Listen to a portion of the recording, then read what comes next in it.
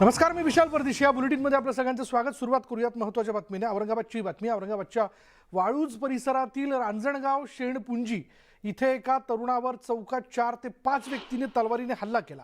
जखमी तरुणावरती घाटी रुग्णालयात उपचार सुरू आहेत. MIDC वाळूज पोलिसात याबद्दलचा गुन्हा जो आहे तो दाखल करण्यात आला आहे.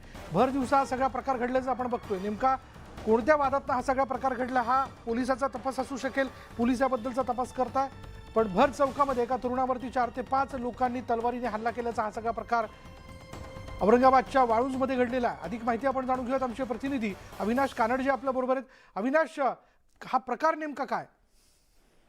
नक्कीच हा सर्व प्रकार जो औरंगाबादची जे उद्योगनगरी म्हणून ओळखल्या जाते वाळूज परिसरातील रांजणगाव शेणपुंजी या ठिकाणचा आहे. या ठिकाणी एका चौकामध्ये मटक्याचं दुकान आहे आणि जो मटक्याच्या पैशाच्या वादातून हा हल्ला करण्यात आलाय आणि ही संपूर्ण घटना घडली असं स्थानिकांचं मत आहे. परंतु पोलीस या सर्व प्रकरणाचा तपास करत आहेत. मात्र भर दिवसा एका चौकामध्ये एका तरुणावर 4 ते 5 जणांनी तलवारीने आणि दगडाने हमला केल्याची माहिती प्रथमदर्शनींनी दिली आहे. हा हमला एवढा गंभीर होता की त्या तरुणाला त्याच ठिकाणून घाटी रुग्णालयात दाखल करण्यात आलंय. मात्र तरुण यामध्ये गंभीर जखमी झालेला आहे. त्याला घाटी रुग्णालयात दाखल करण्यात आलं असून पोलीस आरोपींचा शोध घेत आहेत.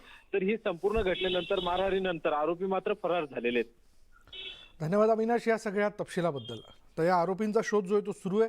पोलीस या सगळ्या प्रकरणाचा तपास करत आहेत. पुढली बातमी पुण्यातल्या रॅपिडोला हायकोर्टानं जोरदार दणका दिलाय. बाईक टॅक्सीची सेवा वाचवण्यास आलेल्या या कंपनीला त्यांच्या सरसकट सर्व सेवा बंद करण्याचे निर्देश कोर्टानं दिलेत. बाईक टॅक्सीसोबत कंपनीची रिक्षा डिलिव्हरी या सेवा ही विनापरवाना असल्याचं स्पष्ट झालं. 20 जानेवारीपर्यंत राज्यभरातील सर्व सेवा बंद करण्यास कंपनीची तयारी असून पुढील शुक्रवारी पुन्हा सुनावणी होणार आहे.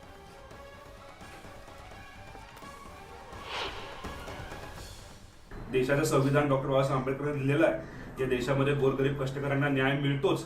न्याय व्यवस्था ही सदैव गोरगरीब कष्टकऱ्यांच्या पाठीशी उभी राहते. किती जरी या कंपन्यांकडे पैसा असला तरी पैसा जोरावरती कोणालाही विकत घेतलं तरी सुद्धा या देशामध्ये थोडी न्याय होतोच. आम्हाला ही अत्यंत आनंदाची बाब आहे. एसटी कर्मचाऱ्यांसाठी आनंदाची बातमी अशी आहे की एसटी कर्मचाऱ्यांच्या वेतनासाठी 300 कोटी रुपये वर्ग करण्याचा निर्णय राज्य सरकारनं घेतलाय. एसटी कर्मचारी संघटनांच्या आंदोलनानंतर राज्य सरकारने हे सकारात्मक पाऊल उचललंय. या संदर्भात राज्य सरकारने एक परिपत्रक काढलंय. किमान वेतन हे वेळेत मिळावं यासाठी एसटी कर्मचाऱ्यांच्या संघटनेने न्यायालयात दाद मागितली होती. गेल्या काही महिन्यांपासून एसटी कर्मचाऱ्यांचं वेतन थकीत आहे. जानेवारी महिन्याचा दुसरा आठवडा संपत आला असतानाही पगार न झाल्यानं एसटी कर्मचारी चांगले संतापले होते.